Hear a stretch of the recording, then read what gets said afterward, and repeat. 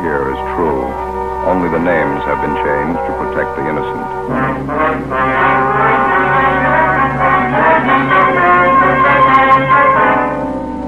You're a detective sergeant. You're assigned to Juvenile Bureau. You receive a complaint about an 8-year-old boy and his sister. A neighbor reports they've been going from door to door begging for food. Supposedly, the children are from well-to-do parents. Your job?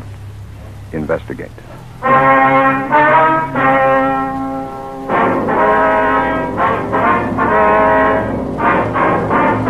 Dragnet, the documented drama of an actual crime. For the next 30 minutes, in cooperation with the Los Angeles Police Department, you will travel step by step on the side of the law through an actual case transcribed from official police files. From beginning to end, from crime to punishment, Dragnet is the story of your police force in action. It was Tuesday, April 27th. It was overcast in Los Angeles. We were working the day watch out of Juvenile Bureau. My partner's Ben Romero. The boss is Captain Kinsling. My name's Friday. I was on the way back from communications, and it was 4:38 p.m. when I got to 1335 Georgia Street, second floor, room 14.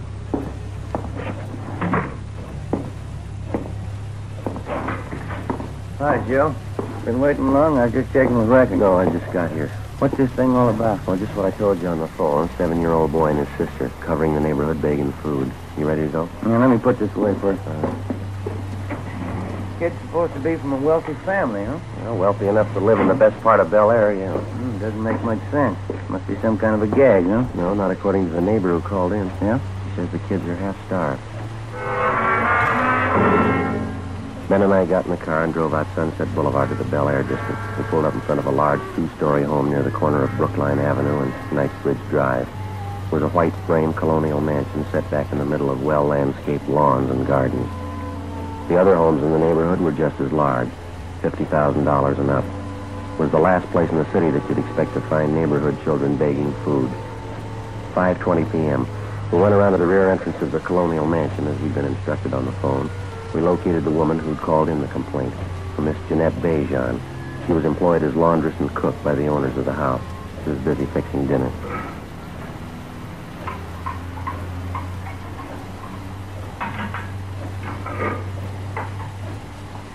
They're from next door, officer. The children. As I explained on the phone, a boy about 7 years, a girl 5 years old, I guess. Which side do they live on, Miss Bejan? The house on the corner? No, the other side. Up here. The brown and white house. Just up the street next door. Mm-hmm. Are the children there now? Do you know that? No, but they were here this afternoon again. Here to the back door asking for something to eat. I don't understand it. Something must be wrong. Well, have they been around often, Miss Bejan? 2 or 3 days, maybe 4 days. First, I thought they were fooling, but they were not. I gave them some cookies, sandwiches. They were very hungry. They ate them like they were starving. The little girl saved her cookies. She took them with her. How about their parents? Are they at home? Excuse me. What's that?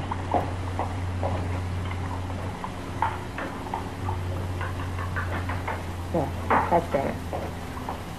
No, I haven't seen the mother the last few days. I understand they are divorced. The mother, she lives there with the children. The father, I don't know. Well, what's their names, you know? Kessler. Madame, the woman I work for. She says there are 3 children in the Kessler family. But I don't know. I have only seen the 2, the boy and the girl. I would go over and see what is wrong, but I do not know the Kessler. It is not my place. That's why I called you, officer. All right, Miss Bejan. Well, thank you very much. Not at all, officer. You understand, I do not mind giving the children food. Well, I think only something is wrong if they do not get it at home. Well, thank you very much for notifying us. We're going to check into it. I'm just a little curious, Miss Bejan. What's that you make? This? Napoleon. How's that? Napoleon. You know, Napoleon pastry.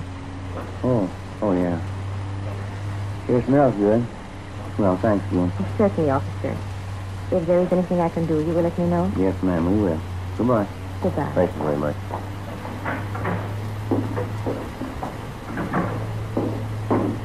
It's a beautiful place. Yeah. Those Swedish women make pretty good cooks, don't they? I don't know. She sounded French to me. Huh? Maybe so. Most good at cooking, anyhow. Yeah, the brown and white house next door, that must be it, huh? Now, that name, Kessler, are they fairly prominent around town, society? I don't know. There's quite a few of them. Could be. Any way you look at it, it's hard to figure, isn't it? Kids have been at it for 4 days. It's on the level. They really must be in a bind. Garage door is open back there. No sign of a car. Kids' bicycles, though. Try the front door.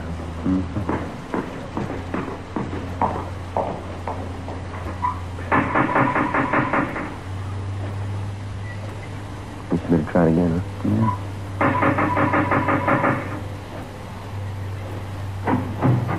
Yes, sir? Hello, son. Your name's Kessler, is that right? Yes, I'm Richard. My mother's not home right now. Maybe you can come back tomorrow. Well, we're police officers, Richard. If you're not busy, we'd like to talk to you for a minute. Is that all right? Yes, sir. That'd be all right. Would you come in, please? Thanks. Richard Kessler was a blonde-haired, wiry boy, polite, well-mannered. He told us that he was 8 years old and that he attended the neighborhood grammar school. He showed us back to the kitchen where he was warming a can of soup that he borrowed from a neighbor. It was a large house, richly furnished, but it hadn't been cleaned for weeks. Dust was piled up thick on the furniture, and children's books and toys were scattered around the rooms along with scraps of dried bread, half-eaten. The house was cold and musty. On a small bar in the dining room, there were 3 half-filled cocktail glasses, a plate full of cigarette butts. Evidently, they'd been standing there for days. On the sink in the kitchen, there were a few pieces of stale bread and an open bottle of milk that had turned sour. Next to it were a half a dozen empty whiskey bottles. The Kessler boy was well-dressed, except for the shirt that he had on. Looked as if he'd been wearing it for a week. What did you want to talk to me about, officer? I haven't done anything wrong. Oh, we know that, son. We'd just like to find out how you've been getting along. I've been getting along all right. 2 A's and 4 B's on my report card last month. Mm-hmm. Where's your sister, Dick? Judy, she's down the street. She'll be back in a minute. How about your mother? Where's she? She's out, too. She'll be back. When do you expect her, son? Pretty soon. She's coming back pretty soon. Well, your sister, Judy, she's younger than you are, isn't she, Dick? Yes. Judy's only 6. I'm 8. Any other grown-ups live here with you besides your mother? No, Mom takes care of us. She'll be back pretty soon. We'd like to have you tell us the truth now, Dick. How long has she been gone? I don't know. Probably important. She's been here a long time. She can come back tomorrow. She'll probably be here then. When was the last time you saw her, son? Son, how about that? A couple of days ago. Well, this is Tuesday. You mean she left the house Sunday? No, before that. Last Friday night she went out. Said she'd be back. I don't know. Did your mother say where she was going, Dick? No, her boyfriend was here. Larry, I don't know his last name. Mom went out with him to a party, I think. I don't know where. She'll be back all right. Did you leave anyone to take care of? No, we can take care of ourselves. Somebody fixed the cooking, though. I don't know how yet. I'd better look at the soap on the stove. I'll take care of it, son. You go ahead. Sit down. Has your mother ever left you like this before, son? Maybe once or twice. She never stayed away this long, though. I don't know. What's the matter, Dick? Well, Johnny, officer, my little brother. He hasn't eaten much for a while. Must be hungry by now. I was fixing the soup for him. Yeah, well, where's Johnny? He's upstairs in the nursery. He's been sick with a bad cold. Mom knew Johnny was sick. That's why I wondered. He hasn't come back yet. I don't think Johnny's feeling good. Do you want to take steps inside? Yeah, all right, if you want. Beth, you want to come on? Yeah. How long has Johnny had this cold, Dick? A couple of days before Friday, before Mom left. Mm-hmm. How old is he? Johnny's just a little kid. He won't be 2 years old until July. Been wondering about him. Coughed a lot at first. Been giving him milk and cookies.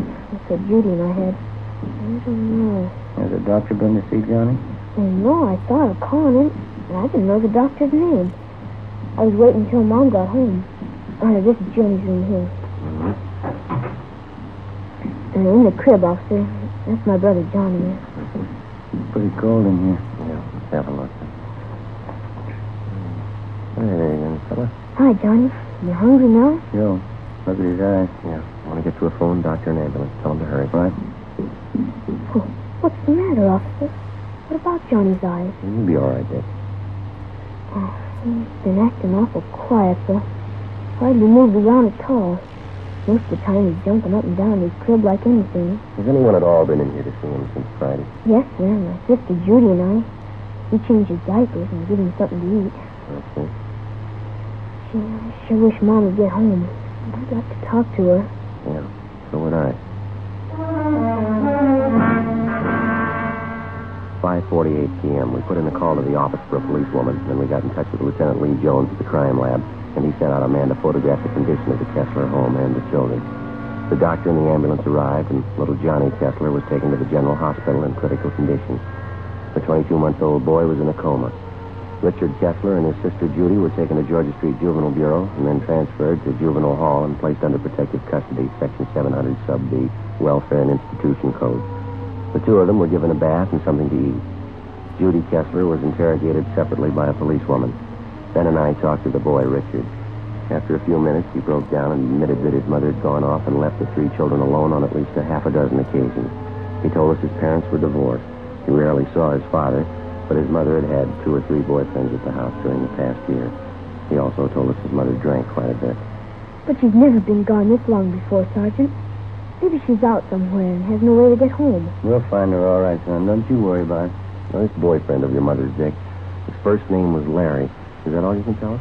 Yes, sir. I don't know his last name. Are you going to keep us here all night, Judy and me? Just for a day or so. They'll take good care of you, son. Where'd you take Judy? Well, she's just next door, Dick. You can see her in just a minute now. And how about Johnny? I always take care of him. Pretty fussy around strangers. Well, they've got him over at the hospital, Dick. They're going to take good care of him now. You can count on that. I don't know, officer. I better see him. He might get awful fussy. All right. We'll fix that up for you. Do you have any relatives in Los Angeles, son? Aunts, uncles, anyone like that? No, just my father, but I don't know where he lives. Well, he had a nurse who used to take care of us, Mrs. McIntosh. She was swell. My mom fired her. Oh, how'd that happen, do you know? No, I'm not quite sure. Maybe my mom was drinking. Mrs. McIntosh got mad at her. Had a big fight, and Mom fired her. Oh, now, this Mrs. McIntosh, do you know where we can find her? No, sir, I don't. How about some of the other boyfriends that your mother had, Dick? Do you remember any of their names? No, one of them was George something. I don't remember the other one. Joe, see you a minute? Yeah, Mac. You want to stay with the boys, huh, Ben? Yeah. Hospital call. It's a lousy thing. Well, what's that? The Kessler boy, little Johnny. Yeah? He just died. John Albert Kessler, white male American, age 22 months. All the pertinent facts and data would be listed on the crime report. And if and when the case was closed, the report would be filed away. Wouldn't be any different from 1,000 other dead body reports. Same size, same color. Same number up in the left-hand corner. In the course of 10 or 20 years on the job, a police officer sees a lot of them. Most of them he forgets. A few of them he never forgets. The next morning, the body was posted to the county morgue. It was found that the youngster had been suffering from malnutrition, but the cause of death was listed as a basal skull fracture. Homicide detail was notified. The search for the mother, Mrs. Jean Kessler, went on. We talked to her neighbors, all of her friends that we could locate. We checked out an address book that was found in Mrs. Kessler's effects at her home. We got out a broadcast and an APB. No luck. Thursday, April 29th. How about the youngster's brother and sister, Ben? You think it could have happened that way? How do you mean? Well, we were taking care of the little fella. They might have had an accident with him. They're afraid to own up to it. I don't think so, Joe. No, that's not very likely, Mac. We talked to them quite a bit last night. A couple of pretty honest kids. Pretty sure that they wouldn't lie about something like that. Where does that leave it, the mother? Good possibility. You know Mrs. Kessler drinks quite a bit. She could have lost patience with the little boy. More chance of an accident there. I get it. Juvenile, Friday. Yeah, Bert. Where's that? Right, thanks. Yeah? Woman answering Miss Kessler's description checked into the hotel down on South Hope last night. Still registered? But she checked out early this morning. They found a woman's sport coat in the room. What about it? Blood stains on it.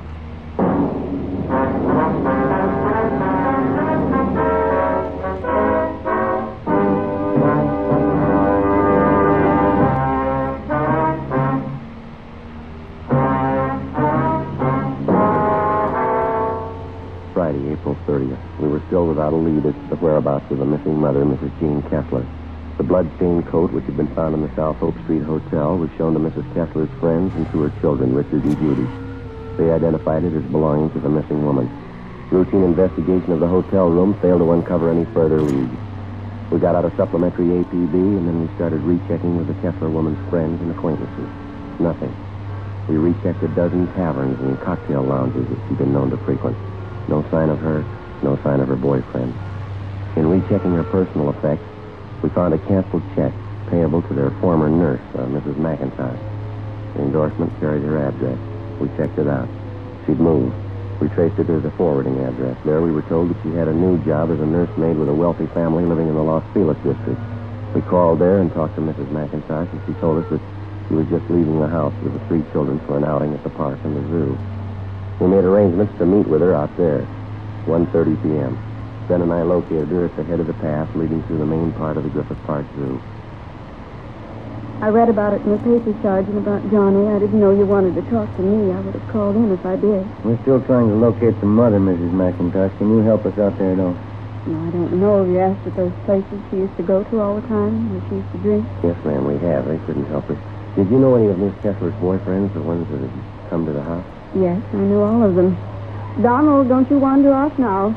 Same for you, Patsy. You stay close. The boy, Richard, he was telling us about one of the boyfriends, man, a fellow named Larry. Oh, yes. Donald, you heard what I said. You stay close. Yes, I knew Larry. You remember what his last name was now? Yes, Bartell. Some kind of an actor in the movies, I think. Bartell. You know where he lives? No, I think he had an apartment in Hollywood. I wouldn't know the address. What kind of a man was this Bartell? I mean his temperament and things like that. Well, I think he was kind of lazy. I think Mrs. Kessler was giving him money. Mm-hmm. Did the two of them ever argue or have any fights? All the time. He had a terrible temper. Did he ever strike Miss Kessler? Yes, I saw it happen several times. Not too close to the cage, Donald. Back a little. How did this Bartell act toward the children, Mrs. McIntyre? Different, I guess. They annoyed him sometimes. Well, that was after that you had the argument with Miss Kessler? Yes. It was about her drinking and the boyfriend and all the rest. I just got sick of it, and I told her what I thought. She didn't want to admit she was getting old, not caring for the children, pretending she was still in her 20s. Well, do you have any idea where we might locate the father? Well, they're divorced, you know. He's the head salesman for a lumber concern downtown. He inherited most of his money. I have the name of the company at home. You can have it if you like. Yes, ma'am. We'd appreciate that. You know, it's the children I feel sorry for. Yes, ma'am. 3 beautiful children. And that poor little Johnny, I just can't understand. What's that? How could anyone desert a helpless baby like that? We'll ask his mother. Friday, 5 p.m. Mrs. McIntosh called us at the office and gave us the business address of the missing woman's ex-husband, Richard Lane Kessler. We called there, but they told us Kessler was away on a week's vacation. They had no idea where to contact him, but he was expected back in a few days. We called Central Casting and asked them to check their talent list for a bit player by the name of Larry Bartell. They had no such name listed. Saturday, 8 a.m. The Kessler children, Richard and Judy, remained in the custody of juvenile authorities. The search for their mother continued. All day Saturday, Ben and I ran down what few leads we had. They went nowhere. Checks to the morgue, the city hospitals, and the drunk tank at the main jail still failed to turn up the missing woman. We checked again at the different drinking places she used to patronize. No one had seen her. 5:30 p.m. we went back to the office. A lot of mileage today. Yeah, there's not much to show for it. Not going to be much fun for those Kessler kids this Sunday. Why? What do you mean? First Sunday in May. Huh? Mother's Day. Oh, yeah. Hi, Mac. Hi. Got a piece of news for you. Yep. The Kessler woman's boyfriend, Larry Bartell. What about him? He's been located. When he'd seen his name mentioned the previous night in the newspaper stories concerning the case, Larry Bartell had contacted the office to let us know that he didn't consider himself a fugitive. At least that was his story. He called just a few minutes before we got back to the office. He left word that he could be found at a Wilshire address all day Sunday. In the meantime, he'd be at the Spotlight Club, the club for theatrical people located in West Hollywood. 6:25 p.m. Ben and I located him at the club back in the billiards room. He was tall, dark-haired, dressed expensively. Told the cop when I called in, you weren't supposed to contact me. It was important. That little Kessler boy's dead, Bartell. We think that's pretty important. Well, I didn't know anything about that. You didn't have to interrupt me. That's an important man I was playing with. Now, what do you want to know? Where's Miss Kessler? Well, why ask me? I don't know. You're a pretty good friend of hers. You were the last person seen with her. Well, it was a week ago. We went out to a party last Friday night. I haven't seen her since the following Monday. Yeah, last Monday. I'm through with her anyway. What do you mean? I just got sick of her, that's all. Pawing all over me, asking me to marry her. Got sick of it. Wasn't worth it. You accepted money for it? Just to tide me over. She had plenty of it. Why not? Where'd you last see her? Keep your voices down. I wouldn't like to get around the club. There's a hotel downtown on South. I'll like to give you the address. Were you at another hotel with Miss Kessler last week? Yeah, on South Hope, around 9th Street, I think. Oh, that's where you found a coat, huh? You got an explanation for that? Bloodstain? Sure. Crazy thing. So I threw her, then she tried to hit me with a bottle. Cut herself. Well, I tell you, this wasn't worth it, that's all. I guess you can prove everything you're telling us, huh? Of course I can prove it. It's the truth. And what about the little boy? How'd that happen? I didn't have anything to do with it. It wasn't my fault. Well, how'd it happen? No, it was that Friday night just before we left the house. The old lady and I were downstairs having a few drinks. She put the little kid to bed, but he wouldn't stay there. He kept getting up out of bed and running downstairs crying. Yeah, go on. Ah, she finally took the kid, gave him a good spanking, threw him back in bed. I think he hit his head in one of the course of the creek. Why didn't you do something about it? Well, I told her, but she said it was nothing, didn't matter. Got a coach once, that's all. Kids are all right when we left. You mean all the times you and Mrs. Kessler went out, you knew those children were being left all alone in that house? Oh, what of it? She's the mother, not me. Now, look, I gotta get back. I got that game waiting on. No, just a minute. It's going to wait a little longer. Come on. Larry Bartell was taken downtown and held for questioning on suspicion of 702 WIC, contributing to negligence of minors. He gave us the address of the hotel where he'd last seen Mrs. Kessler. Ben and I checked it out. It was a typical cheap downtown hotel with a bar opening off the lobby. The desk clerk told us a woman answering Mrs. Kessler's description was registered in a room on the second floor. They had an old-fashioned player piano going full volume in the bar. The sound followed us up the stairs. Tenants here sure must like their music. Yeah. That's just there, isn't it? 216? Yeah.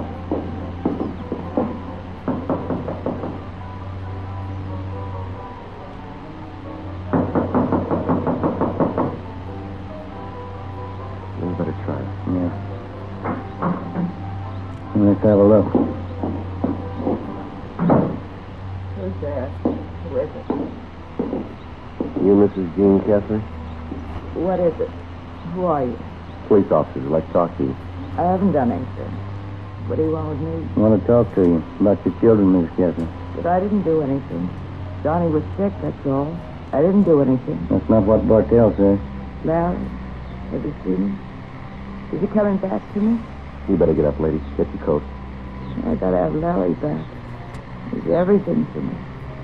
I love him. Is he coming back? You've been gone over a week. Aren't you a little worried about your children? They're all right. I'm too young to spend my life on children. I need Larry. Where is he? See if you can find a coat, will you, Beck? Yeah, all right.